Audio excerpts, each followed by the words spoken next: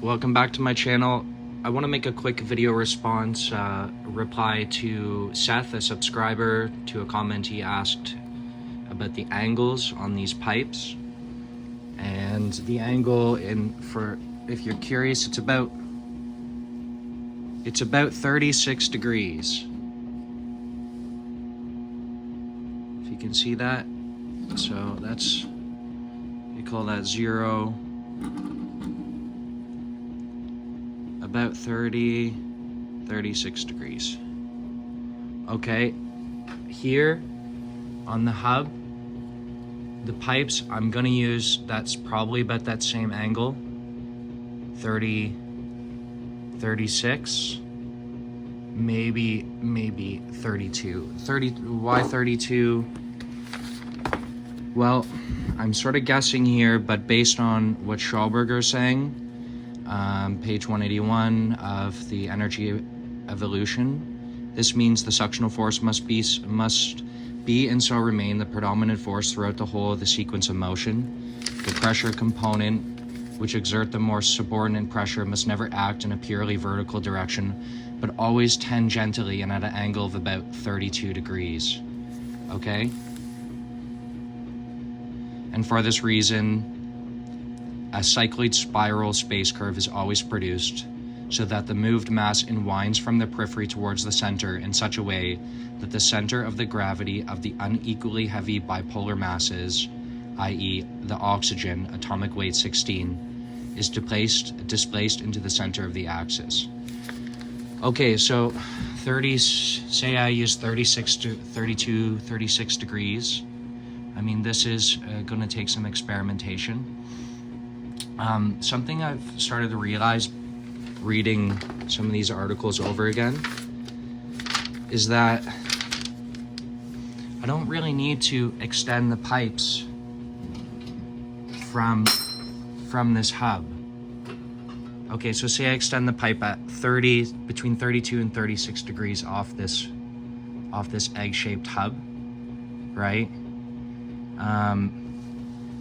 What I'm starting to realize is if these calculations, the calculations in the drawing are true, let's say these calculations, are pretty accurate. Okay, and this is the exit velocity. The forces around the periphery of this machine are going to be tremendous, and transmitting those forces back into the hub, to the shaft. I kind of wonder if the weld joint on the hub is going to break. So there's some solutions. You could brace all of these pipes at varying points along the diameter or the radius. So that would be one way. But Schauberger also is talking about this arrangement of horns being a membrane. And I think part of the reason he used the membranes is because structurally speaking, they are much stronger than all of these individual horns. Now, you could mimic a meandering membrane by fitting all of this is essentially a meandering membrane. It's a segmented meandering membrane. But I think the reason in some of these writings I'm reading on the suction turbine, he is discussing that the whirl pipe is round around a vertical shaft. Okay, the whirl pipe viewed from below is rotating in a clockwise direction. Okay, so viewed from below, my pipes are clockwise.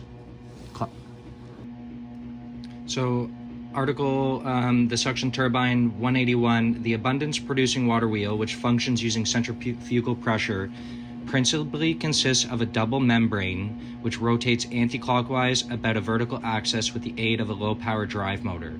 The so-called whirl pipe is wound around the vertical shaft centered on this axis. Viewed from below, the whirl pipe rotates in a clockwise direction. Rotates in a clockwise direction, and without any resistance sucks up the centripetally compressed drive water. the faster the drive motor propels the water, which is orbiting about and rotating within itself, through the double membrane, the greater the quantity of water scooped up by the intake at the lower end of the whirl pipe, which swirls inwards and upwards in a clockwise direction, only to be centrifuged outwards and downwards in rhythmically alternating horizontal and vertical curves, and then centripeted inwindingly again in a system of nozzles. That is to say, continuous one-sided rotation has a braking effect. Therefore, the ascent of the water in the whirl pipes is in a clockwise direction, okay? So ascent of the water in the whirl pipes is clockwise, right? Is that right? Clockwise? This gets really confusing. So these pipes viewed from below are rotating in a clockwise direction, and the machine itself will, I mean, Schauberger's saying anti-clockwise. I'm just gonna leave this right now. It's frustrating me a little bit. But this is sort of besides the point. What he's talking about in this particular article is a membrane at the top. So a membrane extending from this egg-shaped hub here. And I think this, from a mechanical point of view, is better. It's going to be simpler to build. That's not to say I'm not going to build with the pipes extending horizontally at that angle of between 32 and 36 degrees, because I do want to sort of see that idea come to fruition. But there are variations on this, and one of the variations is that sitting on top of this egg, you'd have a large, this would be quite a large meandering membrane, maybe, let's say 12 inches, so 24 inches, that's a little big. Between 18 and 24 inches, I'm thinking the membrane should fit inside of a drum, because I want to use a oil drum as the vessel, or modifying oil drum as the vessel. And when using these pipes, you know, I'm left with the complicated, a complicated vessel to accommodate a turbine with those pipes. With the meandering membrane on top, it's a little bit different. So anyway, a big tangent there, but the point, 36 degrees. I mean, it's no surprise that in nature you see that angle. Like as Ken Wheeler says, you know, this is the incommensurability of nature, and I'm just gonna guess at this point. I mean, Schauberger says 32, about 32 degrees. He says about 32 degrees. At an angle of about 32 degrees. So the pressure component should never act at an angle it should always act tangentially and at an angle of about 32 degrees. It should never act vertically.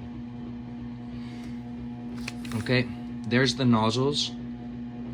I've got all of these pipes trimmed up as best I can, and what I'm gonna do is create adapters for the top and bottom so that these can be adapted to garden hose. Keep that simple. The distillation apparatus is, the horn is 4 days in, 10 amps. It's got about 13 more minutes left to go. And I'm gonna shut it down. And here, where's my flashlight? I'll just quickly show you.